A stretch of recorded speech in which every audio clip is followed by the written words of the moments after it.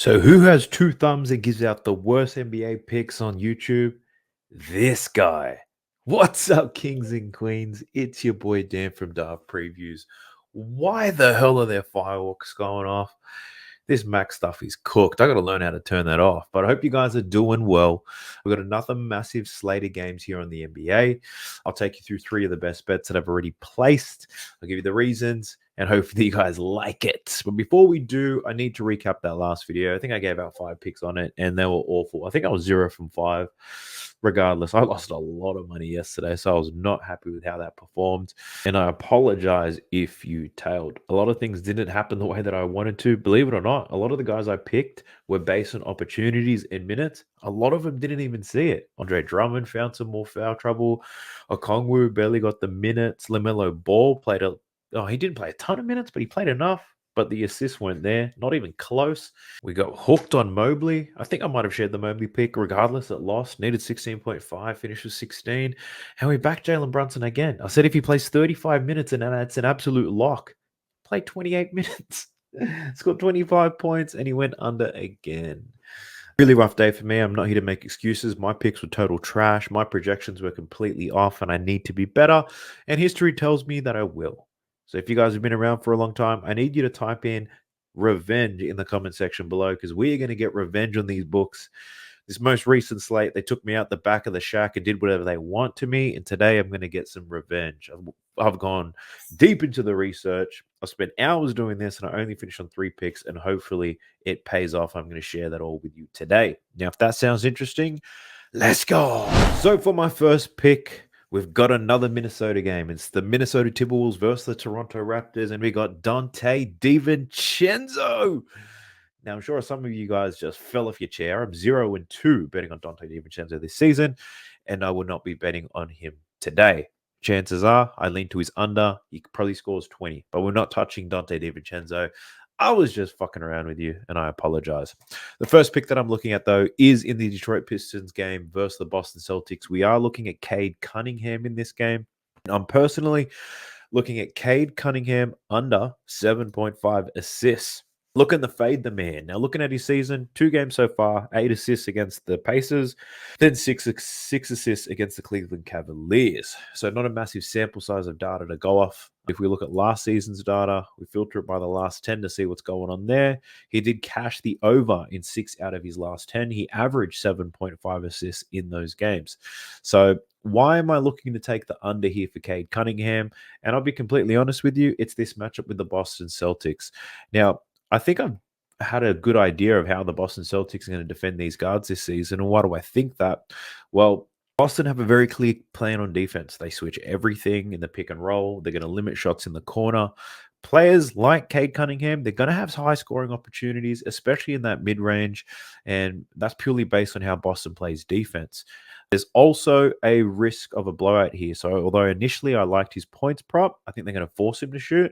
The risk of the blowout does scare me to take the points, which is why I'm taking the assists. Now, if you think about it and you've been tailing, when Boston played New York, I bet on Jalen Brunson to go over his points prop. I lost that bet because I'm a trash sports bettor, but also there was a blowout. But Jalen Brunson scored, 22 points in 24 minutes?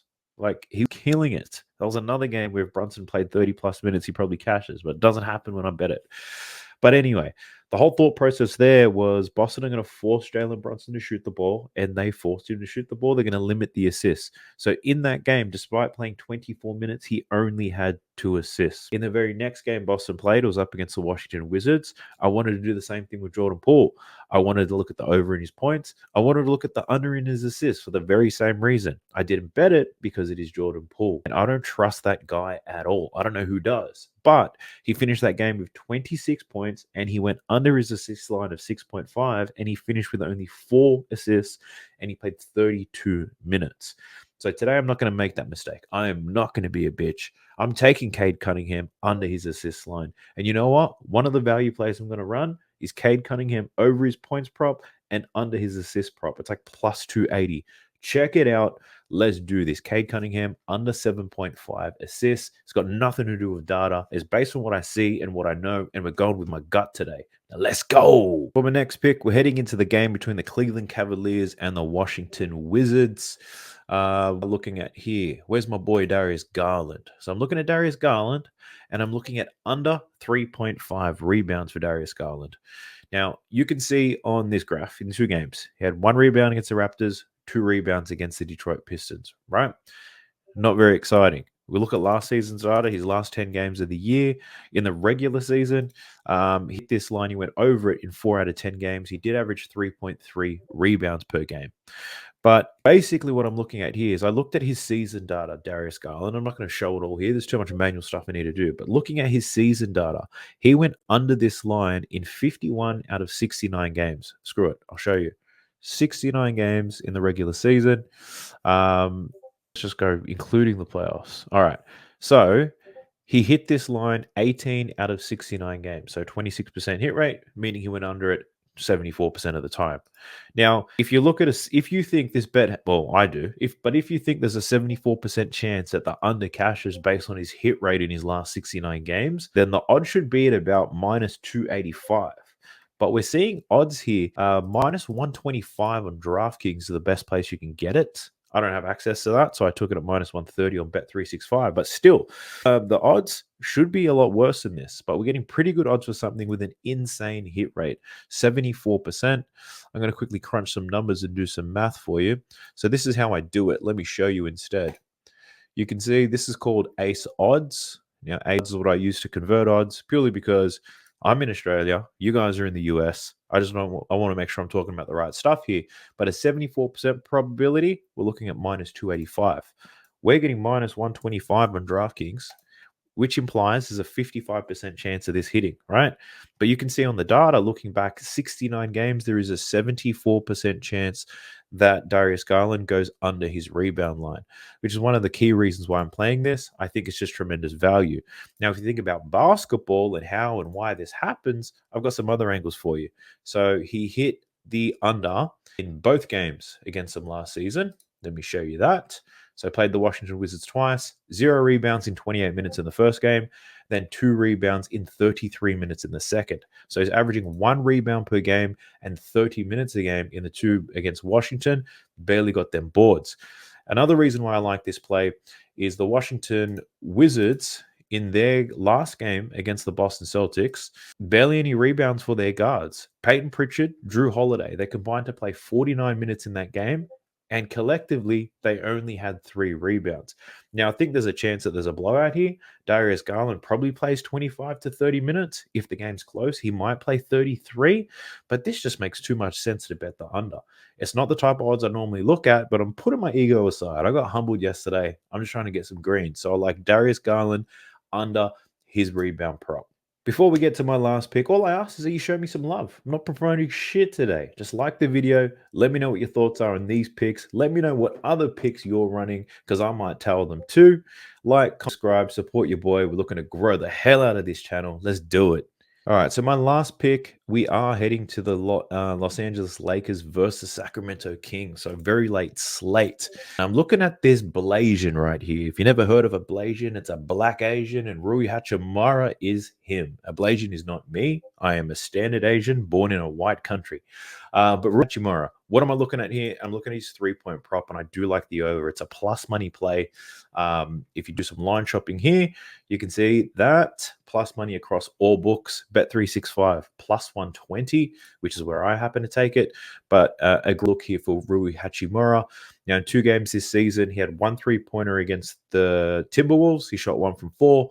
Then against the Phoenix Suns, 2 from 4, a 50% hit rate, right? Why am I looking to take this play?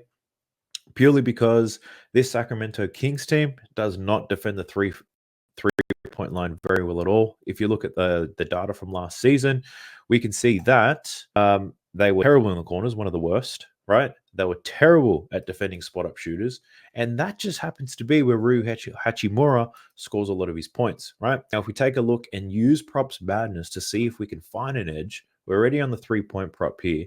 Rui Hachimura, he's taken 4 3-point attempts in both games this season. And in those games, not necessarily the greatest matchup for him to tear teams apart from downtown.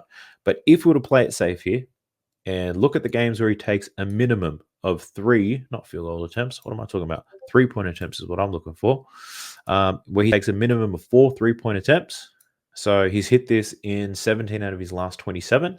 But obviously, there are some games where he's absolutely throwing that shit up. So to filter things down a little bit better, let's look at games where he only takes 4 3-point attempts. Because what if he's not getting the volume, right? But now we're looking at a 6 out of 13 hit rate. It's not great.